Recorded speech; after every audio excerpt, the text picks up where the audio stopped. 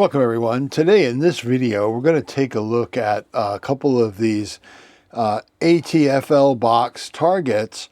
They're a heck of a lot of fun out of the box, but honestly if you're really working on training yourself for field target and to become a better shooter, this 1.5-inch hole is really big. And getting used to having an 1.5-inch hole when we've got maniacal match directors out there who are trying to get us to shoot ever smaller apertures. I'm going to show you a really unique way to change this with no metal work at all. We're going to use some large washers, and these are very, very heavy. These washers are not going to distort over time, but they can be bonded in place on these targets.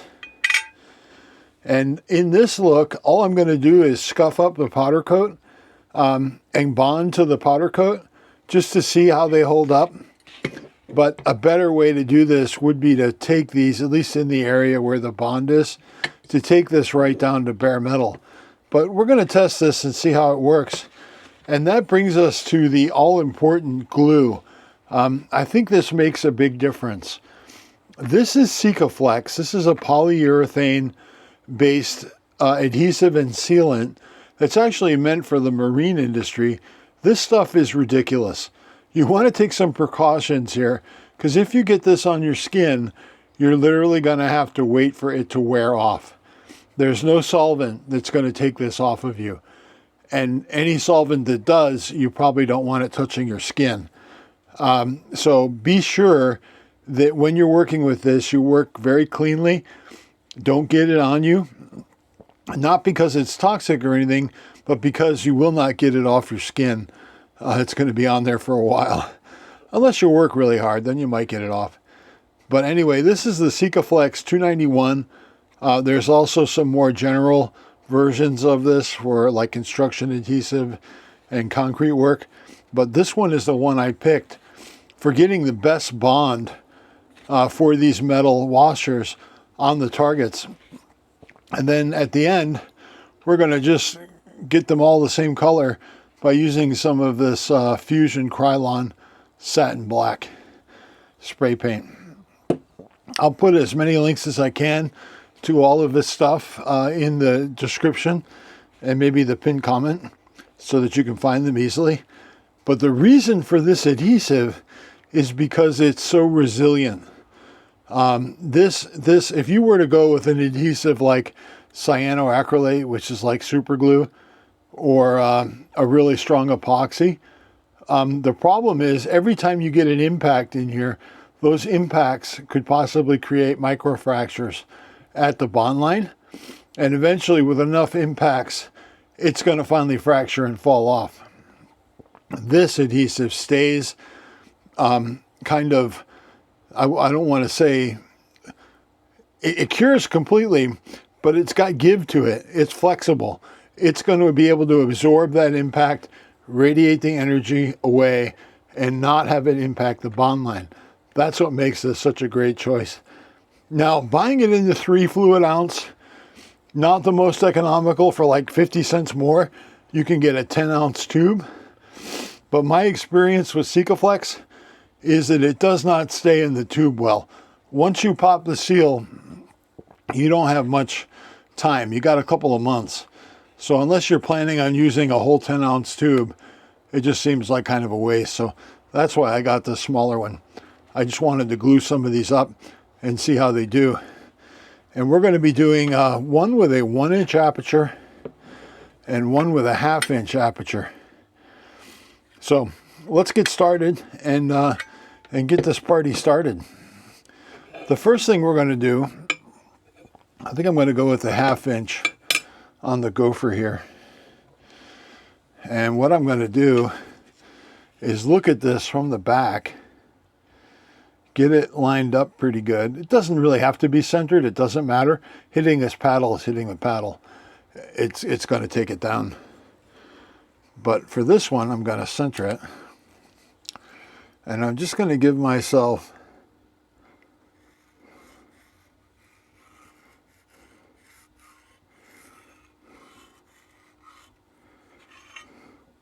Well, actually,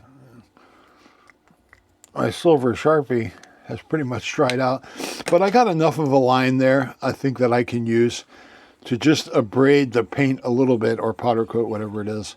So that's what we're going to do. I got just a flap wheel on my Dremel here, nothing crazy.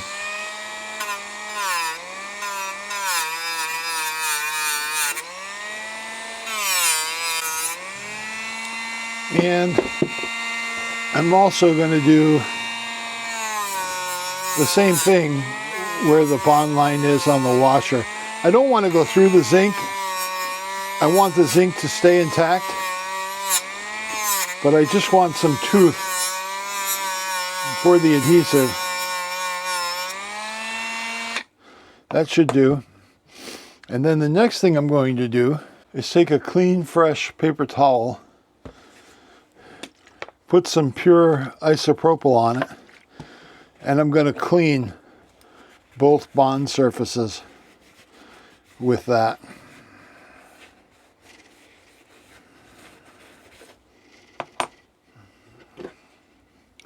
Again, all of this stuff is brand new out of the box, so it's already pretty clean, but I just want to make sure there's no extra stuff in the way. All right, so we've got this guy here.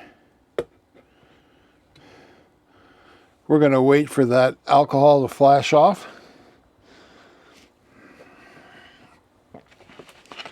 And we're going to open up our Sikaflex while it's doing that.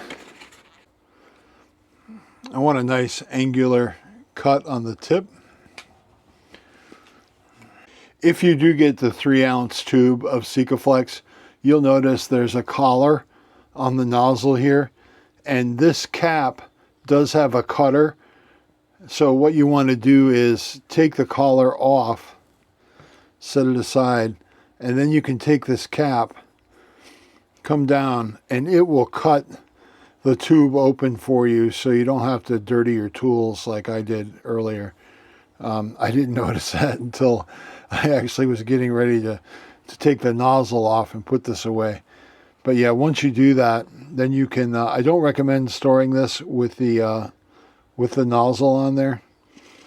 Go ahead and put that cap on there and seal it up good, and you might have this for another day. Now you can almost see the scuff around there.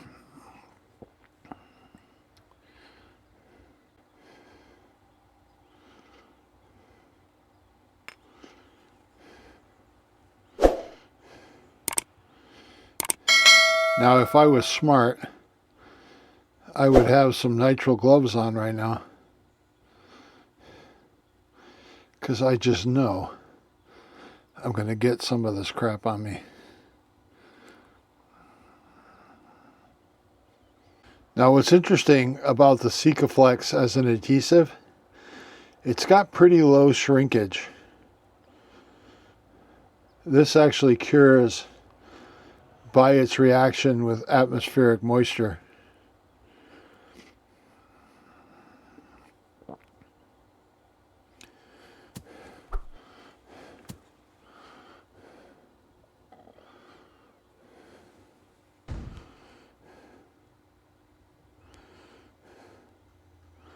Here we go.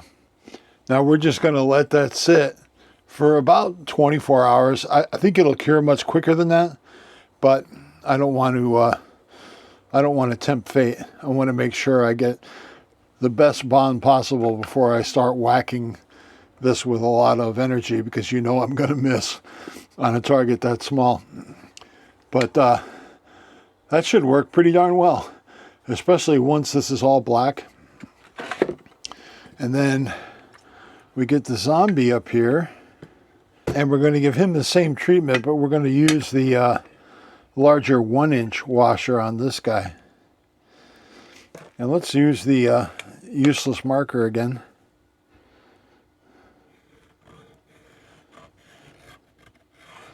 Just to give me a little bit of a scuff on that paint for a line. That'll work. And then we're going to do the same thing with scuffing these up.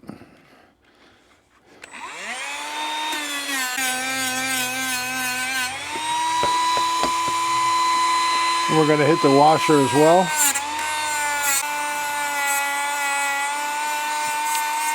Again, remember, you're not trying to take the zinc off. You're just trying to scuff it. Okay, I'm going to turn a fresh side on my paper towel. And clean both surfaces again.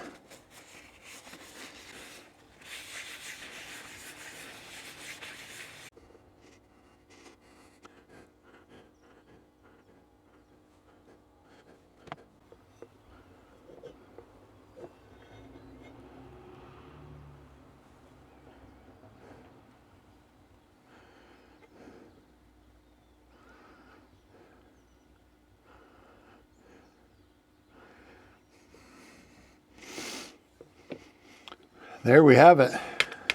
No metal work, and we've got a new aperture on here, a 1-inch, and what should be a very, very resilient bond to pellet strikes when we miss. So we're going to move on to painting these guys once they're dry, and then we'll be ready to take these out and test them.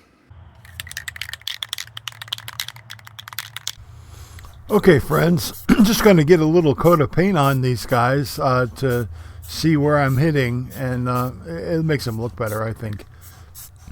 This is not quite the same finish as what they had on there. It's a little bit glossier, but it does dry pretty good. And here we go. We're just going to shellac the crap out of these and see if we can get that bond line to fail. And I got to say, I was really happy with the performance of both the washers and the adhesive. I had no evidence that anything was failing anywhere. Yeah, I got to recoat these with another coat of paint in order to keep using them, but they held up super well mechanically.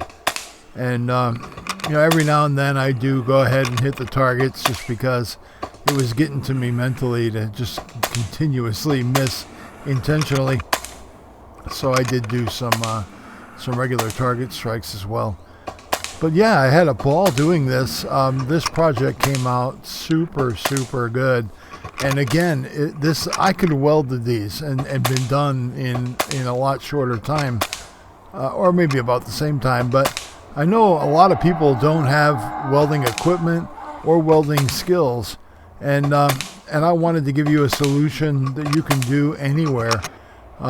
With a little bit of preparation and a little bit of patience, you can adjust your targets to make your shooting experience more challenging. Now, you all have an amazing week, and thanks for watching.